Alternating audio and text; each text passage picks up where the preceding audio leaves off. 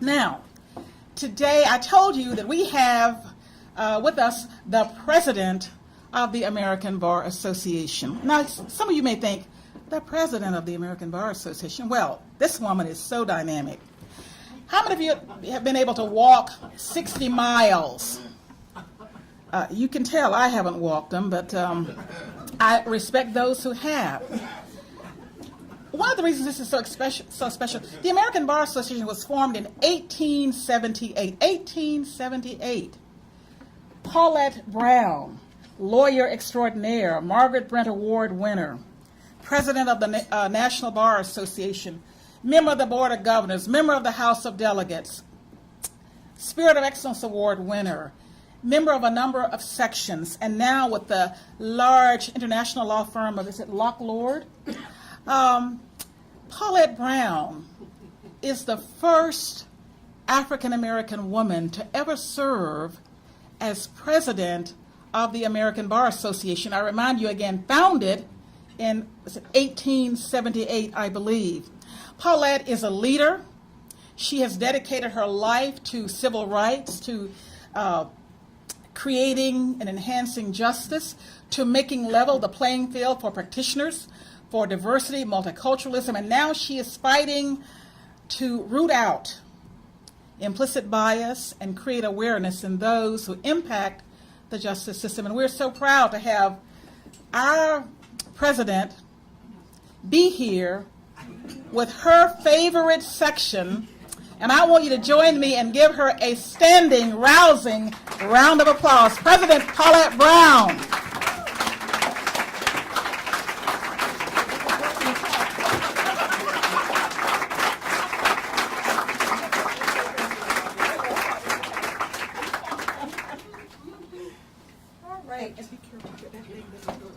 Okay, all right. Oh, yes. I don't want you to have a broken heel. Right, yeah, I've fallen a few times here and there.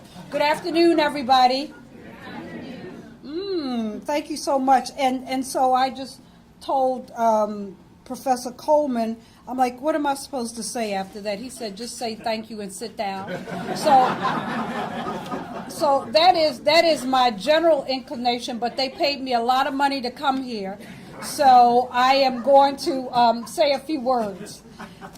First, it really is a pleasure for me to be here, and I do love the criminal justice section so much that I got up at 3 o'clock this morning, took a 6 a.m. plane from Montreal, broke my toe in the process. So if that is not an indication of how much I love this section, I challenge anyone to beat that story. But seriously, it is really an honor for me to be here with you this afternoon, and I thank Judge Donald so much for inviting me and having me here. And I also would like to, you probably know all of the accolades that go with Judge Donald. So, she talked about me being the first woman of color of the ABA, but there are too many things to talk about how many first she is. We would be here and I would use all of my time, which I understand has been reduced from 15 minutes to 5 minutes. I'd also like to congratulate the award recipients. I read all about all of you, and someone will talk all about all of you later, so I won't go through that, but I would like to offer my sincere congratulations, and really happy to be sitting with neighbors from Baltimore and Media, Pennsylvania. I am from Baltimore, and I live not far from Media. So, oh yeah, I know Media, and I know that the Delaware River flows through Pennsylvania and New Jersey.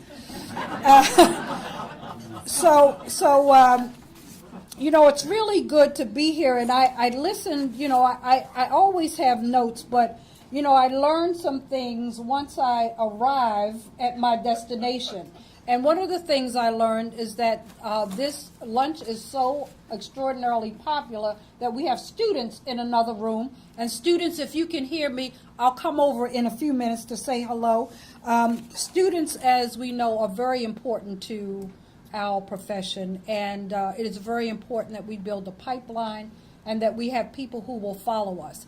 And as I like to say, it sounds a little bit morbid, but we have to have good care of our young people, our law students, and our young lawyers, because, believe it or not, as fabulous as we are, we're going to die one day. And so, so we have to have people who will continue to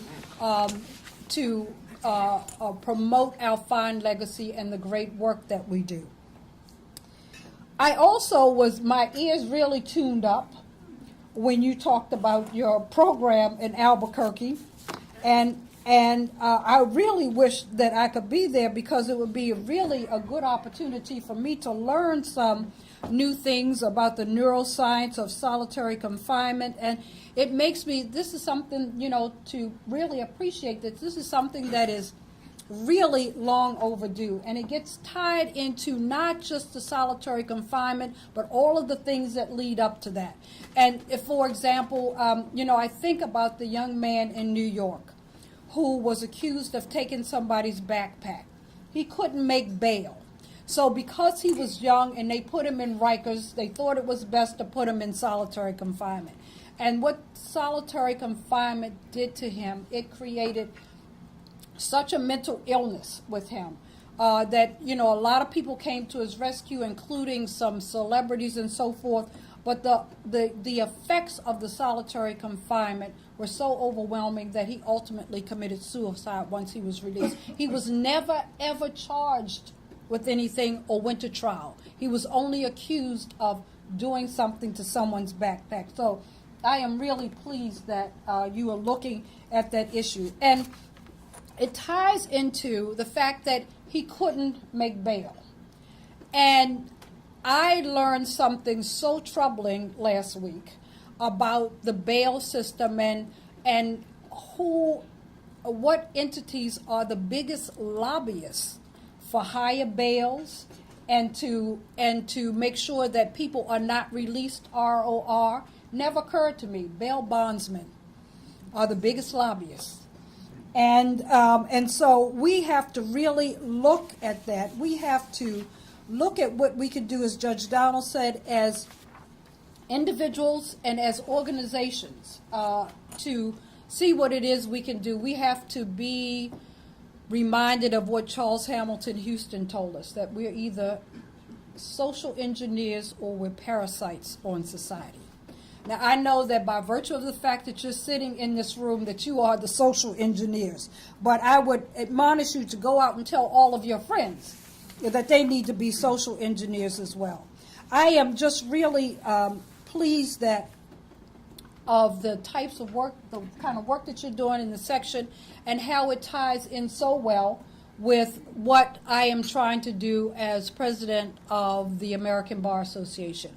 So we have in addition to doing other work, including, and I have to put a pitch in this, pro bono, and I know that you are doing a lot of pro bono work. You're involved in the clemency program, which I'm really pleased to hear about that, and I know we need more lawyers to participate in that. But Monday starts National Pro Bono Week. And this year we are doing something a little different. We are doing a program called And Justice for All, an ABA Day of Service. So we're going to engage in pro bono activities starting with Monday. I'm kicking it off in Portland, Oregon on Monday. And we're asking everybody on October 30th, that is the ABA official day of service, to engage in some pro bono activity. And as a section, I don't know whether you've registered any events, the criminal law section, but you can register events that you already have, just so that we can track you and so that the criminal justice section can go on our honor roll. It's not too late. You can go to celebrateprobono.org and register your event. The clemency program will be a great program to register.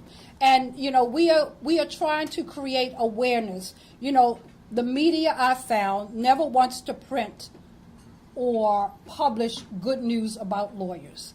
They only want to talk about the bad things. And I had a conversation with someone from the Washington Post, and she asked me, why don't we ever hear about these good things that lawyers do? I'm like, are you kidding me? You're with the Washington Post. Why don't you ever publish it? And but we are gratefully getting some media attention, and a number of bar associations and groups around the country are registering. And I am also pleased, you can tell your law firms too. My law firm, for example, is participating actively in Pro Bono Week. But, back to how we collaborate. We have, we're looking at diversity and inclusion in the legal profession. I'm sure that most of you know that the legal profession is the least diverse profession of all of our similar professions. We are behind engineers, doctors, surgeons, accountants, every other profession. And 88% of all lawyers in this country are white. So we want to improve diversity and inclusion.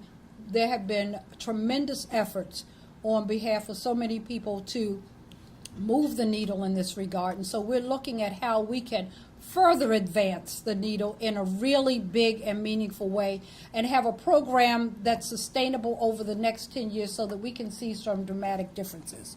One of the things that we're doing is we have 4 working groups within our commission, and one of the groups is focused on implicit bias. And so we are doing 3 things with that group. We are creating videos for judges, prosecutors, and yes, public defenders, because no one is exempt from having implicit bias, not me, not you, not anyone. And so the criminal justice section and the commission, we're working hand in hand so that, one, we won't duplicate efforts, and so that we can maximize our resources as best as we can. So we're collaborating on the implicit bias training for judges, and we're doing the video, and criminal justice section will use the video with regard to the programmatic and the written materials that they are doing. So we're very excited about that, and we thank you for your role in that and for what we're trying to do in that regard.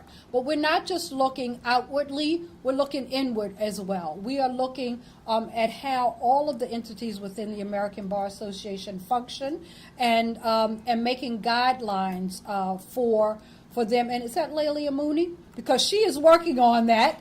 She's on the commission. She is working on helping us to establish guidelines. We are also looking forward to developing some policy so that we can advocate more for diversity and inclusion. So we are going to bring before the House of Delegates a resolution that requires to recommend that states that already have mandatory CLE, that they include in that CLE a requirement for diversity and inclusion.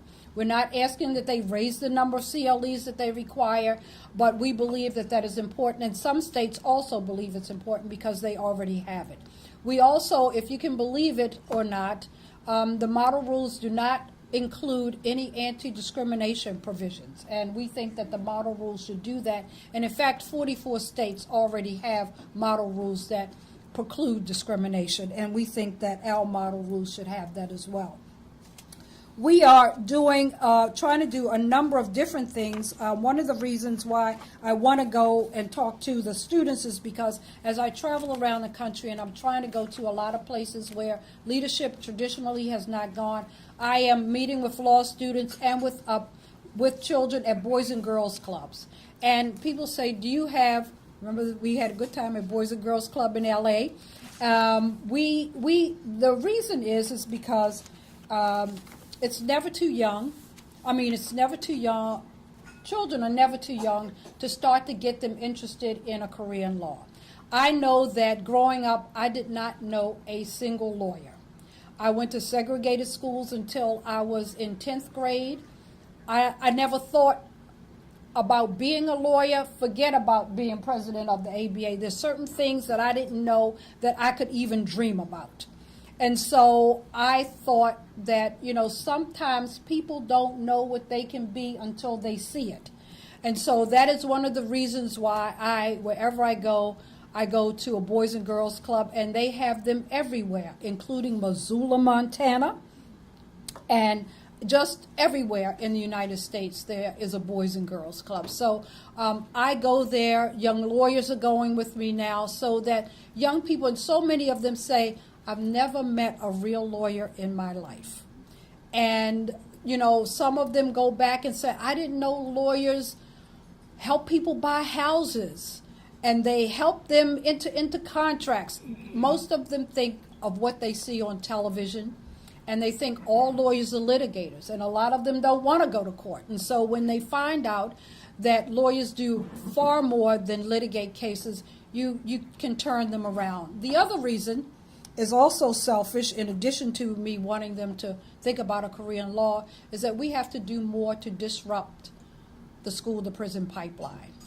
And so we are working with that. We have a pipeline working group that is looking at 3 tranches of getting to becoming a lawyer. And we're starting with K-12, then college, then law school, and the bar exam. We think all those phases in a person's life is very important and are very important, and we're looking to make a difference in that regard. So I don't want to, I'm sure my time is up, but I just wanted to just give you a flavor of some of the types of things that we're trying to do, and that we are really looking to have tangible results by August 2016, including an online toolkit for young lawyers. The first phase will be out in February, second one at the end of the year. There'll be 2 more after I am no longer president. But again, we want to make sure that we continue the great legacy of the American Bar Association and all that we do to help others. And as Judge Donald had a poem that she likes, there is a poem that I really like too. It's Builders for Eternity. And isn't it strange that princes and kings and clowns that caper and sawdust rings, that common people like you and me are builders for eternity. The poem goes on, but it just goes to the point that each of us as individuals can do something to make a difference. And I applaud you for all that you do as a section and all that I know that you're doing as individuals to make sure that you are builders for eternity, that you are not a stumbling block, but a building block. Thank you very much.